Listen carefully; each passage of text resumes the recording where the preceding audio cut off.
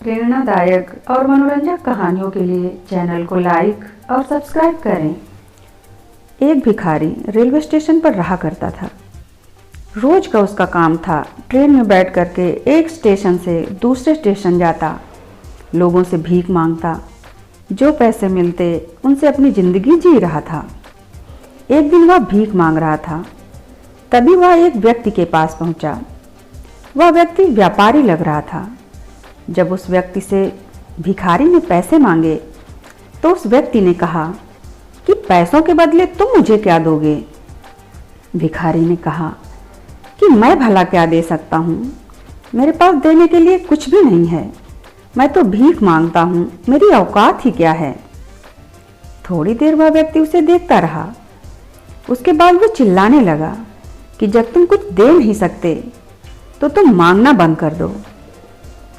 वह व्यक्ति तो रेलवे स्टेशन पर उतर करके चला गया, लेकिन यह जो भिखारी था बाहर आया और सोचने लगा कि मैं क्या दे सकता हूँ।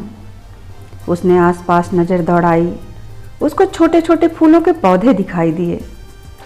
उसने पैसों के बदले लोगों को फूल देने शुरू किया। उसे खुद को अच्छा लगने लगा। यह प्रोसेस थोड़े दिन तक चलती रही।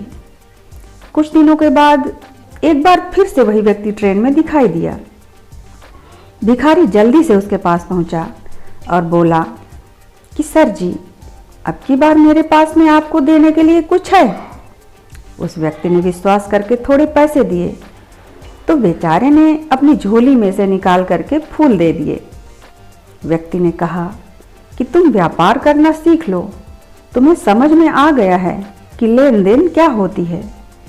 जिंदगी में जब तक कुछ दे नहीं सकते, लेना नहीं चाहिए।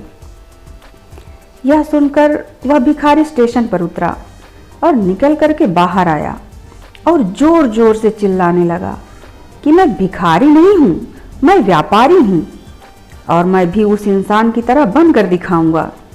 सूट बूट होगा, बड़ा बैग होगा, पैसे होंगे।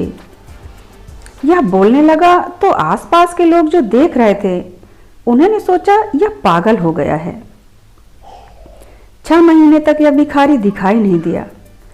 6 महीने बाद में 2 सूटेड बूटेड आदमी एक दूसरे से मिलते हैं। यह वाला बंदा उस बंदे को कहता है कि नमस्कार, पहचाना? तीसरी बार मिल रहा हूँ। तो दूसरा कहता है कि मुझे नहीं लगता कि हम इससे पहले कभी मिले हैं। पहले व्यक्ति ने कहा कि पहले भी हम लोग 2 बार मिल चुके हैं, आपको शायद याद नहीं।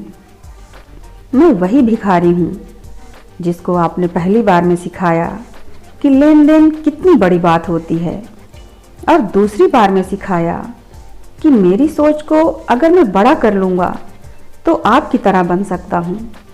आज देखिए, आपकी तरह बन गया। मैंने पहले फूल तोड़कर देने शुरू किए, फिर मैंने फूल खरीदने शुरू किए और आज मेरा फूलों का बहुत बड़ा व्यापार है। दोस्तों, यह कहानी हमें ज़िंदगी में बहुत बड़ी बात सिखाती है। जब तक आप अपनी तरफ से ऊर्जा नहीं देंगे, शक्ति नहीं देंगे अपनी ज़िंदगी में, तब तक आपको रिजल्ट नहीं मिलेंगे। और दूसरी बात, हम लाइफ टाइम सोचते रहते हैं कि मेरी ज़िंदगी यहीं तक है। अपनी चादर को बड़ी कीजिए, उसके बाद आप आराम से पैर पसार सकते हैं।